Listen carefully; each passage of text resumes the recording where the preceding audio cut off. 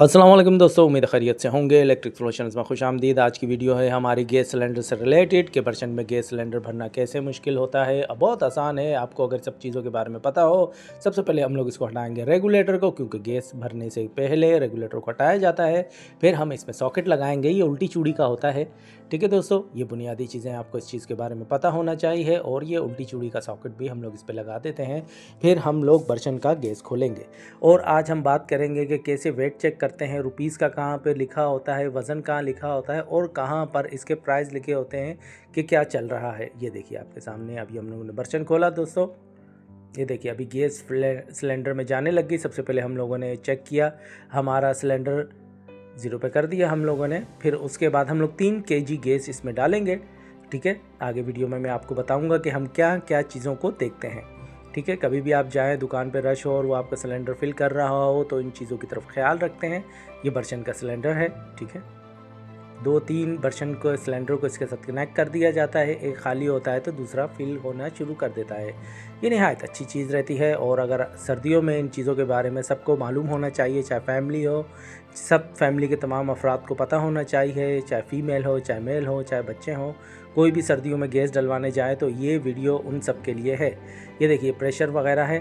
ठीक है दोस्तों, अभी हम बात करेंगे वेट की। वेट में क्या चीज़ें होती हैं इस सिलसिले में हम बात करेंगे। ये देखिए आपके सामने हमारे पास वेट मशीन है। आजकल सब जगह डिजिटल वेट मशीनें लगी हुई हैं। सबसे पहले जितनी हम लोगों ने गैस चाहिए होती है, ये देखिए ये भी गैस भर रही है इसमें दोस्तों। हम बढ़ते हैं वेट मशीन की नंबरिंग की तरफ। इसको क्या चीज़ देखते हैं, आइए हम इस तरफ बढ़ते हैं। एक मिनट हम थोड़ा सा सेट कर लें कैमरे को, काफ़ी थोड़ी रश लग रही है दुकान पे।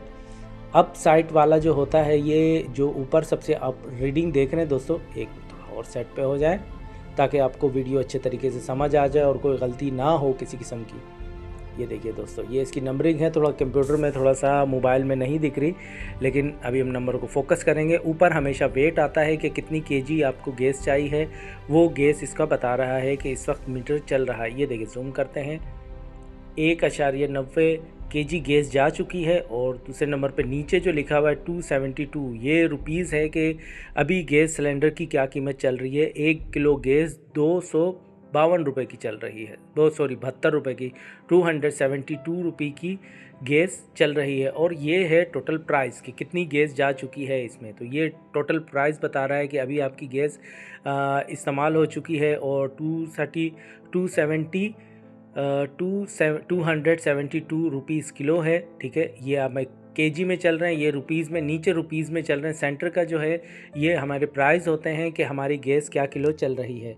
और नीचे वाला जो होती है ये रुपीज़ बता रही है कि इस वक्त आपकी गैस सिलेंडर में जो जा रही है वो इतने रुपए की गैस जा चुकी है, जो सबसे नीचे है। और अप साइड पे वो केजी बता रहा है और नीचे रुपीज़ में बता रहा है। बिल्कुल उसी तरीके से जिस तरीके से आप पेट्रोल पंप में जाते हैं और पेट्रोल डलवाते हैं।